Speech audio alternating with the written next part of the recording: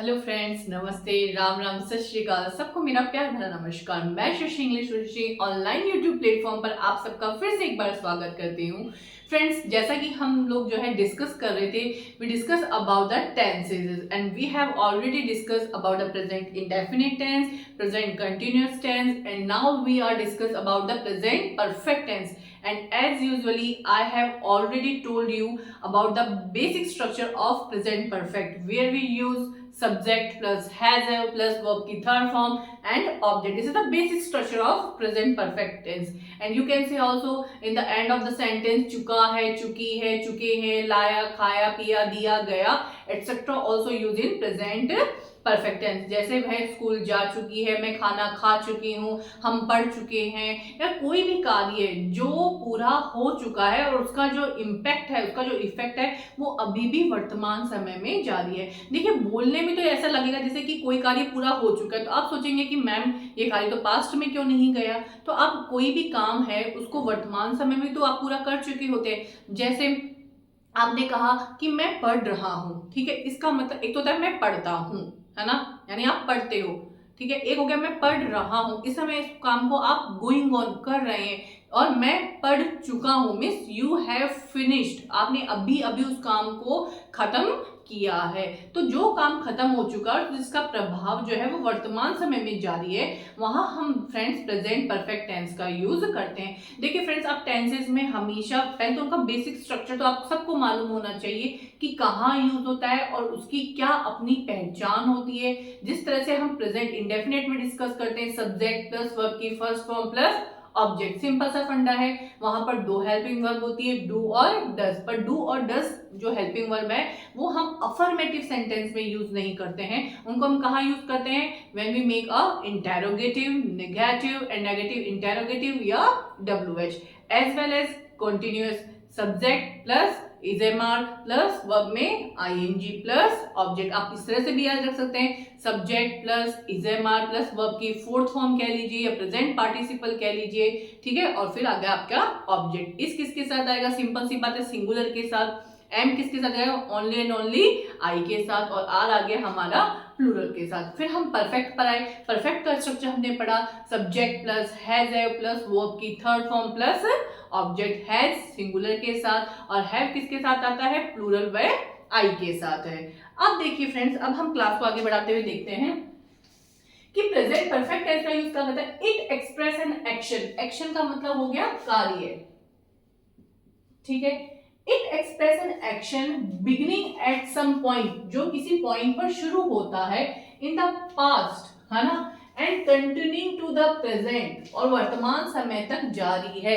देखो, कंटिन्यूअस में तो होता है जिस समय आप बोल रहे हैं उस समय उस काम को आप कर रहे हैं. ये बोल रहा है कि वो कार्य आपने शुरू किया था पास्ट में और जो अभी तक प्रेजेंट में चल रहा होता है.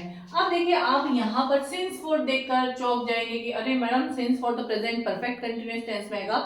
Don't worry, I will clear everything. अब देखिए, आप दो चीज होती है, टाइम को डिनोट करते हैं सिंस और फॉर. सिंस का यूज कहाँ करते हैं? पॉइंट ऑफ द टाइम, ठीक है. अब जैसे आप इस एग्जांपल से समझिए कि point of the time, period और ड्यूरेशन में क्या फर्क होता है. सिंस का यूज करते हैं पॉइंट ऑफ द टाइम. जैसे I have lived here since 1990, तो ये exact point of the time हो गया. अगर चाहिए आप या 1989 कर लो या 1991 कर लो, तो ये क्या हो गया? पॉइंट ऑफ द टाइम, इस समय से. ये बिल्कुल क्लियर है, ठीक है, एकदम एग्जैक्ट टाइम हो गया. तो उसके पहले हमने किस टाइम एडवर्ब का यूज किया है? यहाँ पर सिंस. और फॉर का यूज हम कहाँ करते हैं? पीरियड या फिर ड्यूरेशन, अवधि बताने के लिए, कि जैसे आप किसी कार्य को 5 साल से कर रहे हैं, 10 साल से कर रहे हैं, या जितने समय से, यानी वो क्या हो गई? एक अवधि हो गई. तो जब ड्यूरेशन या पीरियड बताना हो तो हम फॉर कर. जैसे आई हैव, सेम सेंटेंस को मैंने आपसे को बिल्कुल क्लियर किया है, आई have lived here for 10 years. अब जो ये 10 साल है, ये क्या हो गया? ड्यूरेशन ऑफ टाइम, टाइम की अवधि हो गई कि 10 साल. ये एग्जैक्ट टाइम हुआ 1990, तो हमने सिंस का यूज किया और वहां पर हमने फॉर का यूज किया. देखिए, जो कार्य पास में, अब समझिए, जो कार्य पास्ट में शुरू हुआ है एवं अभी भी चल रहा है उसके लिए दो टेंस का प्रयोग किया जाता है। यानी लेकिन अगर हम present continuous, present perfect continuous का और प्रेजेंट परफेक्ट का, कि अगर हमारे सामने कोई कार्य पास्ट में शुरू हुआ है अभी भी चल रहा है तो उसके लिए हम दो टेंस का यूज करते हैं। एक तो होता है हमारा प्रेजेंट परफेक्ट कंटिन्यूअस और दूसरा होता है हमारा प्रेजेंट परफेक्ट। लेकिन देखिए दोनों में अंतर है क्योंकि दोनों की हेल्पिंग वर्ब अलग अलग है। ठीक है, अब इसमें देखो थोड़ा सा डिफरेंस ये रहता है, आप यहाँ पर ये ध्यान रख सकते हैं बात कि जिन कुछ वर्ब्स ऐसी होती हैं जो मैंने आपको कॉन्टिन्यूअस में ये बताई थी कि उनका हमेशा जो है आईएनजी फॉर्म नहीं बन सकता है, वो नॉन कंटिन्यूअस वर्ब्स हैं। आप जाके प्रीवियस वीडियो में चेक करिए, वहां मैंने आपकी कुछ जो है नॉन कंटिन्यूअस वर्ब डिस्कस करी थी।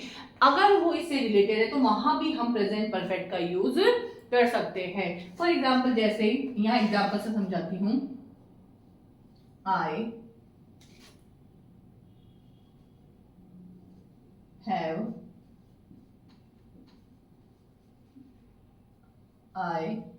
हैव बीन नोइंग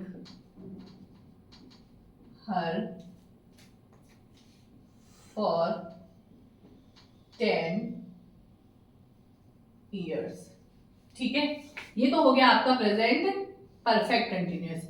एक यही देखिए, I have known her for 10 years।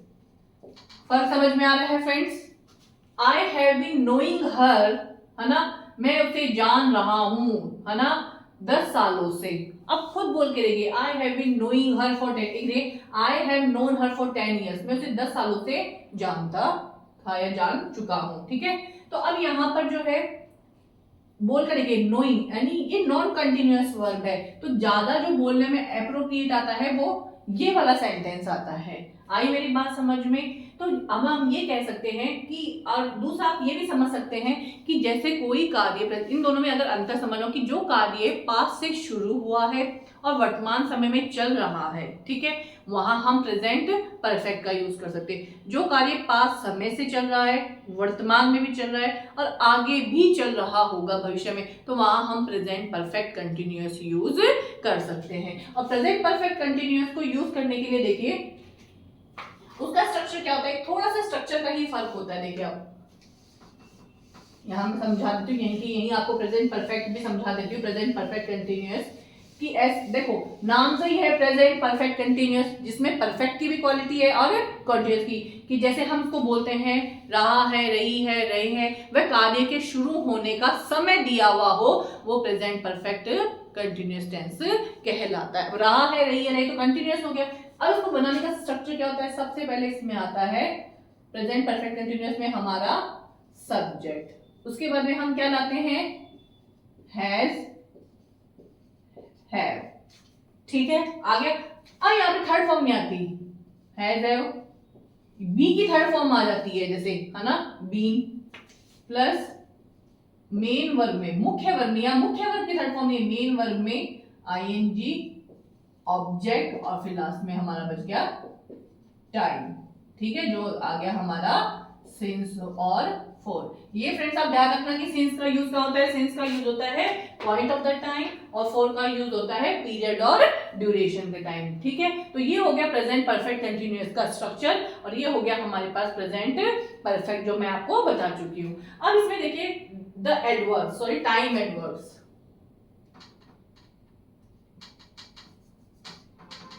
यहां पर आप देखिए इसमें कुछ टाइम एडवर्ब्स भी हैं, है ना, कौन कौन सी? मैंने टाइम एडवर्ब आपको इंडेफिनेट की भी लिखवाई है, आपको कंटिन्यूअस में भी लिखाई है और आपको परफेक्ट में भी बता रही हूँ। आप तीनों की एक टेबल बना लीजिए, या तो मैं आपको जब दोबारा कभी क्लास में करवाऊंगी, दोबारा से जब हम टेंस करेंगे या कभी रिवीजन क्लास आएगी, वहां मैं आपको एज अ टेबल, आप मेरे वीडियोस जो प्रीवियस वीडियो मैंने देखिए जाके, वहां मैंने जो है टाइम एडवर्ब इंडेफिनेट में भी बताए हैं, कंटिन्यूअस में भी बताए हैं और यहाँ पे मैं बता रही हूँ। आप इन तीनों को जो है ध्यान रखिए। देखो कुछ चीजें देखिए, इनके लिए कोई शॉर्ट ट्रिक्स नहीं होती है, आपको याद करनी ही पड़ेगी। अब यहाँ टाइम एडवर्ब कौन कौन सा हो गया, just, yet, ever, never, already, recently, lately, ठीक है, फॉर और सिंस। अब आप सोच रहे होंगे कि मैंने इन वालों को अलग से मार्क क्यों किया है।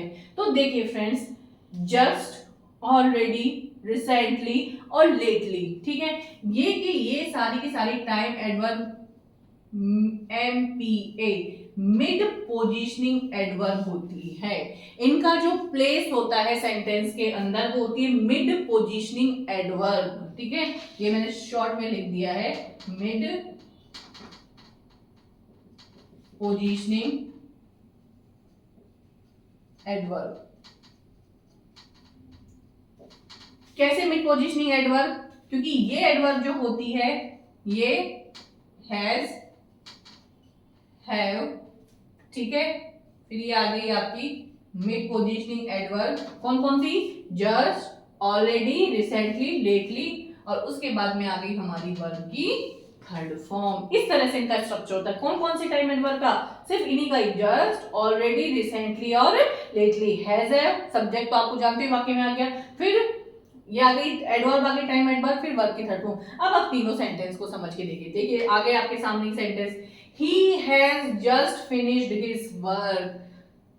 कौन सा एडवर्ब है? जस्ट है, तो मैंने कहा लगाया, ये तो हो गया हमारा हैज, ये हो गई हमारी वर्ब की थर्ड फॉर्म, और ये हमारी टाइम एडवर्ब आ गई इनके बीच में। दूसरा सेंटेंस अगला देखिए, I have already visited Agra की। अब ये देखिए, ये आ गया आई के साथ हैव, ठीक है, ये हमारा विजिटेड कौन सी फॉर्म? वर्ब की थर्ड फॉर्म, और ये हमारा यहाँ पर ऑलरेडी, ये आ गया हमारा मिड पोजिशनिंग एडवर्ब। अब देखिए, she has just recently visited London. अब देखिए आप यहाँ पर जो रिसेंटली है ये भी क्या आ गया? टाइम एडवर्ब आ गया ना। तो ये टाइम एडवर्ब आने के कारण देखिए यहाँ पर हैज, हैव, और ये आ गया रिसेंटली बीच में मिड पोजिशनिंग एडवर्ब, और ये आ गई यहाँ पर आपकी वर्ब की थर्ड फॉर्म। तो आप जस्ट, ऑलरेडी और रिसेंटली, इन तीनों का जो प्लेस कहां पर है? हैज, हैव और वर्ब की थर्ड फॉर्म के बीच के अंदर है। तो इस वजह से इनका स्ट्रक्चर ऐसा रहता है। अब लास्ट वाला सेंटेंस देखिए, जैसे आप he has not arrived yet, कि वो अभी तक यहाँ पर नहीं पहुंचा है। तो येट जो है वो हमने कहाँ लगाई है? लास्ट में लगाई है। इस वजह से देखिए यहाँ पे तो तीनों की तीनों जो टाइम एडवर्ब है वो यहाँ पर हमने बीच में लगाई है, इनकी ये पोजीशनिंग होती है। तो आप इन रूल को ध्यान रखिए फ्रेंड्स। हम नेक्स्ट क्लास में फिर पढ़ेंगे। कुछ भी कंफ्यूजन हो आप कमेंट करके मुझे बता सकते हैं, कोई भी डाउट हो आप मुझसे पूछते रहिए। अपना प्यार यूं ही बनाई रखिए। English with Shashi online YouTube platform पर मैं शशि आप सबको तहे दिल से धन्यवाद देती हूँ। Thanks friends.